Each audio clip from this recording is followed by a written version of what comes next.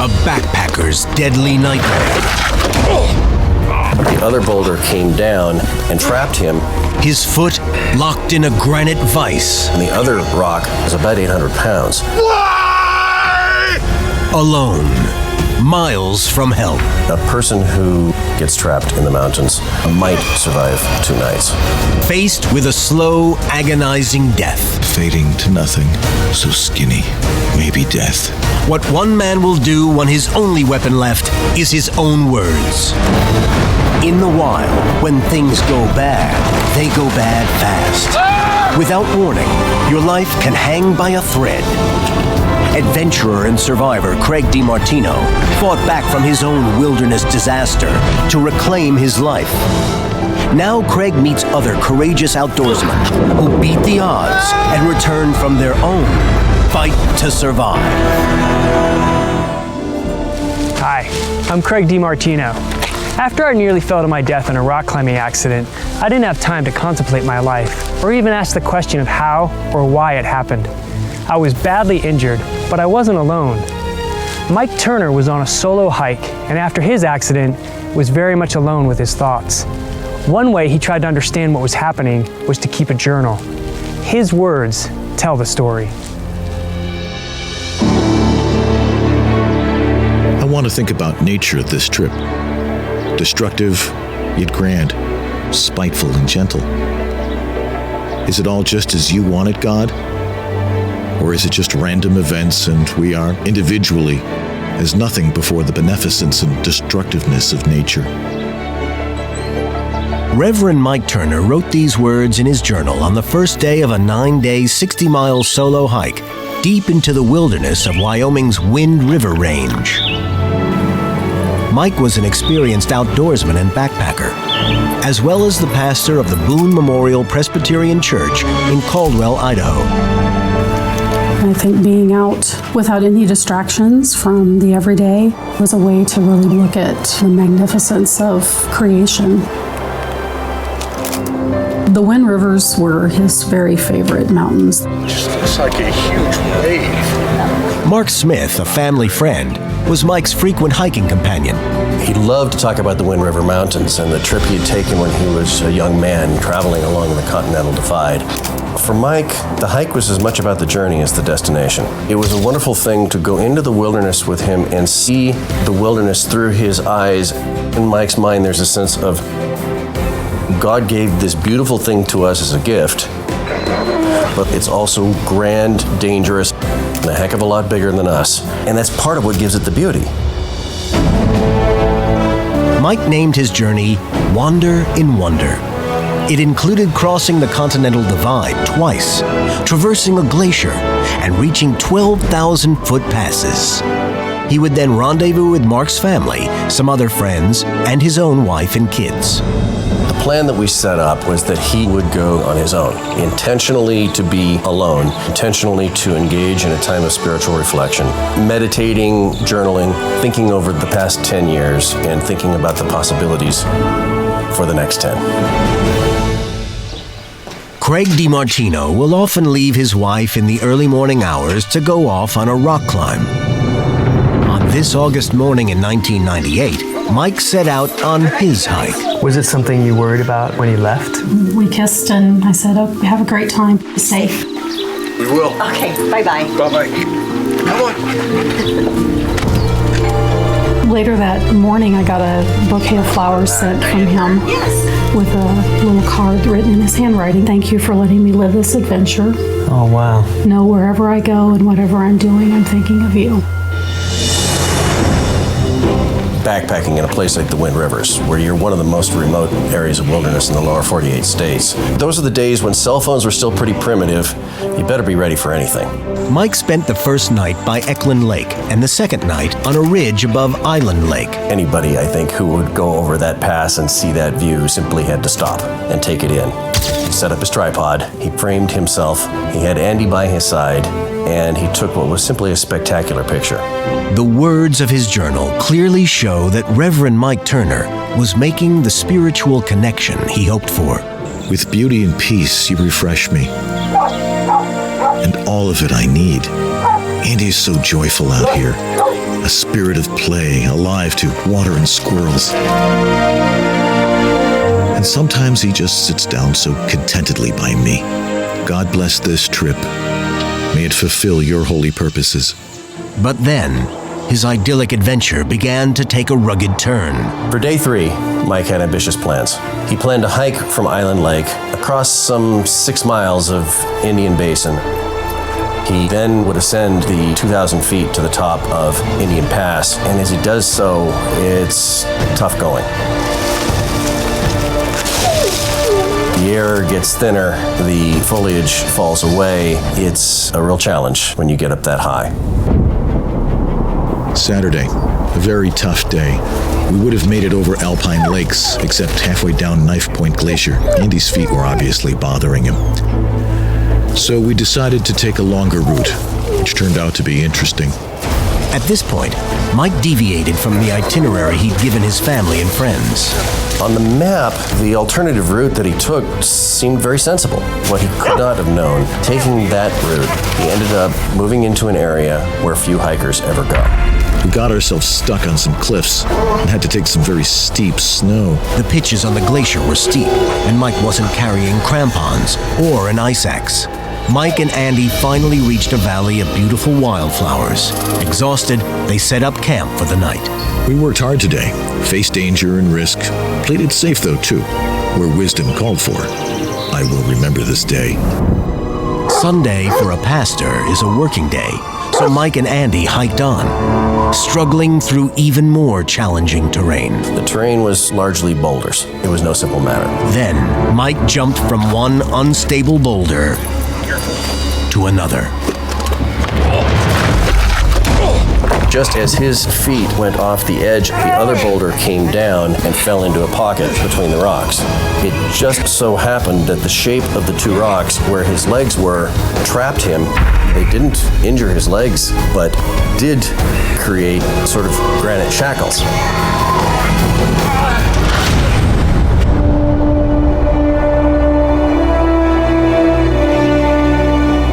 Sunday. About 2 hours ago, a large rock rolled upon me and trapped my leg. I was very careful, be sure of that. I don't know what I face. Reverend Mike Turner was backpacking deep in the Wind River Mountains. He had jumped on a loose boulder, dislodged another, and now was pinned down by a large rock. Knowing Mike, he was not going to give up. Hey, gotta get this rock off me. This was a challenge to be met. This is part of what it means to be in the wilderness. With his faithful dog by his side, he shifted into survival mode. First, he tried to move the boulder with his hands, but he had no leverage against the 800-pound behemoth. Then he tried to use part of his tripod as a lever. Come on. Miraculously, he was able to budge the rock a bit, enabling a little better blood flow to his right leg. He then set up an encampment, keeping everything he had at arm's length. If you're going to survive, you better marshal your resources well under those circumstances, and Mike, as a good survivalist, figured it out.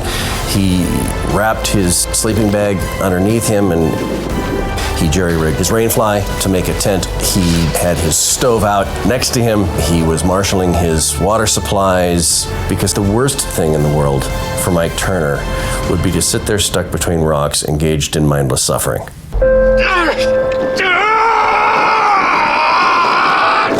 Why? Where are you? Why?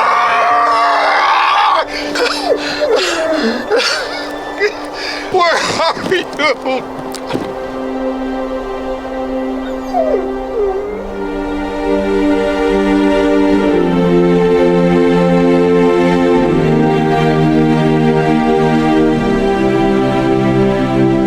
Yesterday was an outpouring of emotion.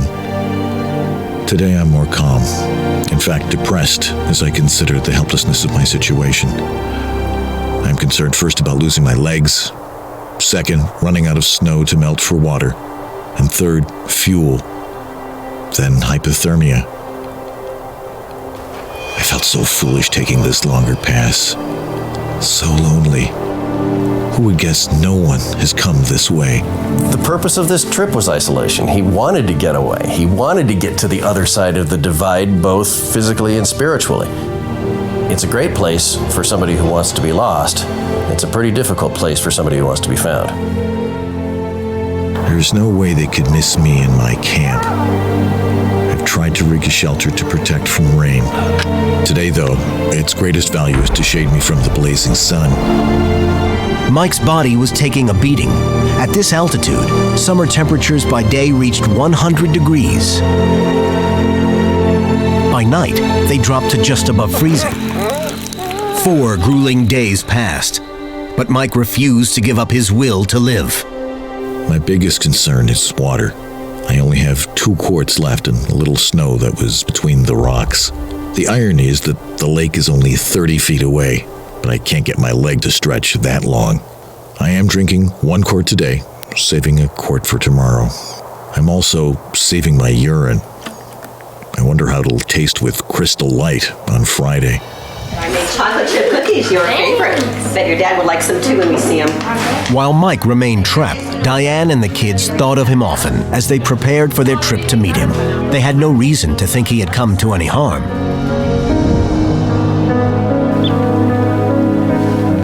There are very practical matters involved when one's in a survival situation.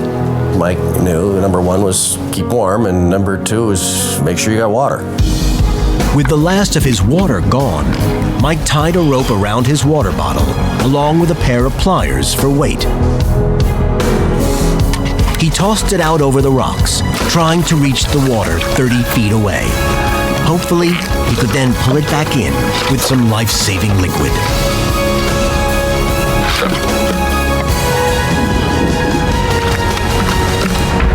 Come on. No.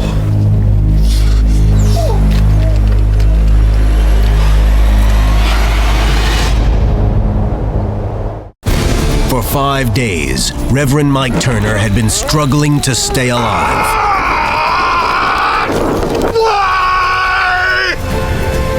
Trapped and immobilized, his body and mind were failing. Thursday. Last evening I was getting my bedding set around my feet when I noticed something like a cast on the front of my leg. It was my leg without feeling. Why don't you care about me?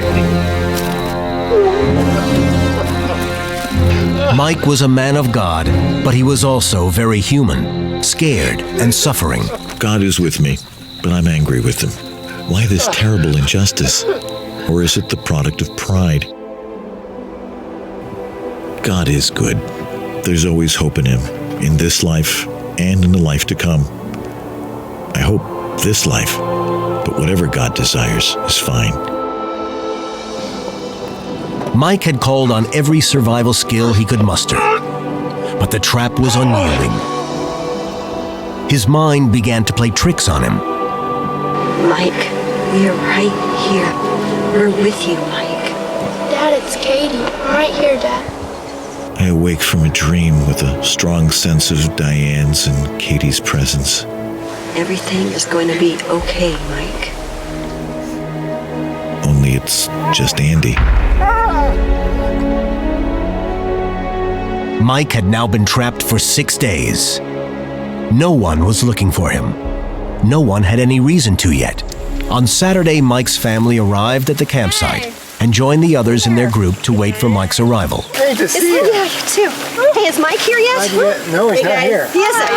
Well, he's supposed to be here, so he'll be here shortly. Okay. All right. We got into Dad's Lake and really expected Mike to come in. Unlike most ministers I've ever known, Mike was always on time. The idea that Mike would miss a rendezvous was something that was hard to fathom. Not only that, it was kind of irritating. And every time we saw somebody coming down the trail, we hoped. He'll be along shortly. Come on. Mike was 6'6", hard to miss him. And then our hopes were dashed. So many emotions swarmed around us. There was still that irritation, but slowly that irritation turned more to fear. Where do you think he might be, Mark? We do have a phone number up at the top of this map for search and rescue. We kind of looked at the maps, which had information about search and rescue on them, but fully expecting he would come in the next day on Sunday. The hours dragged on. Saturday night turned into Sunday. Where he started. He was supposed to come up here around Island Lake, right, Mark? Don't believe I ever thought Mike was lost. Very familiar with this terrain. I couldn't imagine that anything had actually happened to Mike. He was just too good. I actually believe he got hung up over in here somewhere. He understood the backcountry too well. His survival skills were too strong. He must be, as he did sometimes, getting caught up and getting just the perfect shot with his camera. Monday morning, 9 days after Mike's accident, a massive search and rescue effort was launched. Somewhere in the neighborhood of 100 people came out to help with the search in one way or another. Everyone played a role. They had his original itinerary as a place to start. Yeah, is this Mr. June? Were you at Wind River Range this weekend? The kids called every hiker on the trailhead logs, looking for any information. But no luck. Next one. Mike Turner had now survived far longer than seemed possible. God will make a way, either earthly or heavenly. If this doesn't work out for my earthly salvation, I shall so miss watching and being part of the steps of the next years. I hope they're great, whether I see them on earth or watch you, in love and understanding, as someone who can't take his eyes off you. I love you all. God bless you. I'm praying to be with you soon. Somewhere in the course of writing the journal, he somehow knocked it off the rock or something and it fell down to where he couldn't reach it. So he couldn't write in it anymore. And he began to write on anything he could. So again, one of those interesting situations calling for ingenuity. See journal down to my right in the rocks. Getting lower. Thought I would have been found yesterday. I'm in an easy sight. All day, night, I hear helicopters. Pray they found lost person too. As his handwriting deteriorates, the circumstances are taking their toll. Andy is so faithful. He barks for a rock slide. So sorry I brought him. I am ready to die, except for missing my family. I will trust in God. Though he will slay me, yet I will trust him. Fill me with peace, Lord. May the conditions not change my love for you.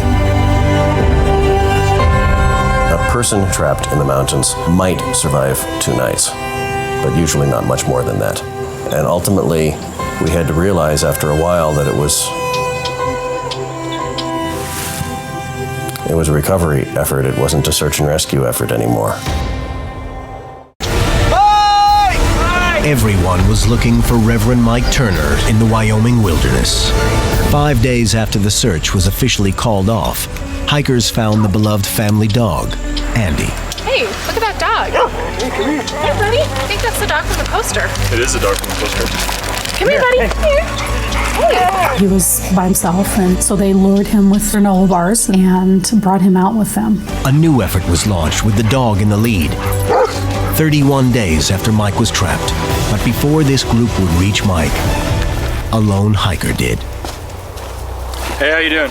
What I've heard is that he saw Mike from a distance and hollered and didn't get a response. And he had seen the posters at the trailhead, so he knew that somebody was missing.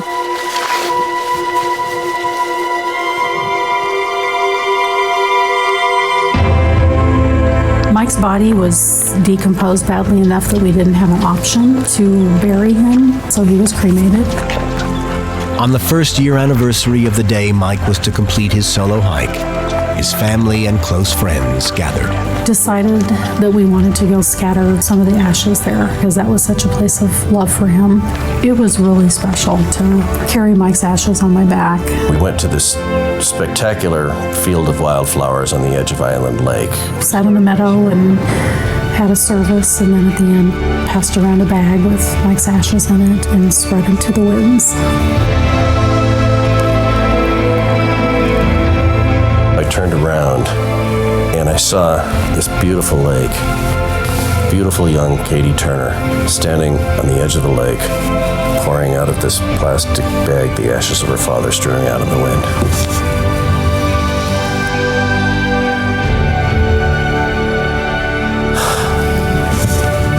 I'll never forget it.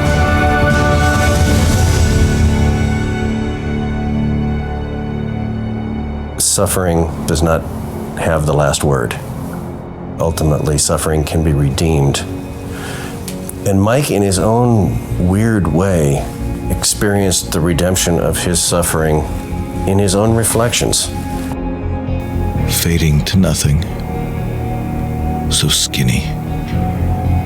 Thought I would be found by second Tuesday. Boulder wedges me in. Maybe death. His fighting for survival, the way his thoughts focused in on what was really important at the time when he was facing the grittiest questions of all, that means something very powerful to me. Love, Dad, Mike.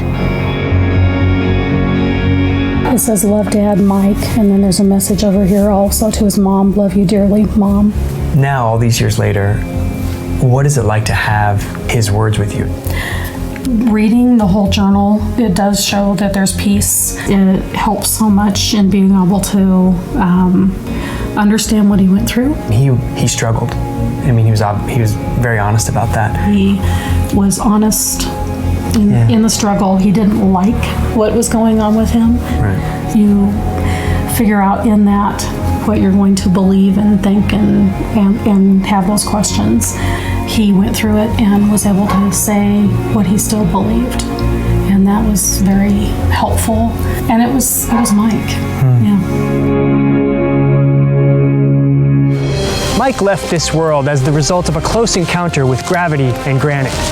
These two things had an unforeseen consequence on a man who questioned that fate, but ultimately made peace with his maker across the days he remained trapped. Mike's journal is a rare and precious document that will go on teaching his family, friends, and all of us how to live, love, and never give up that fight to survive.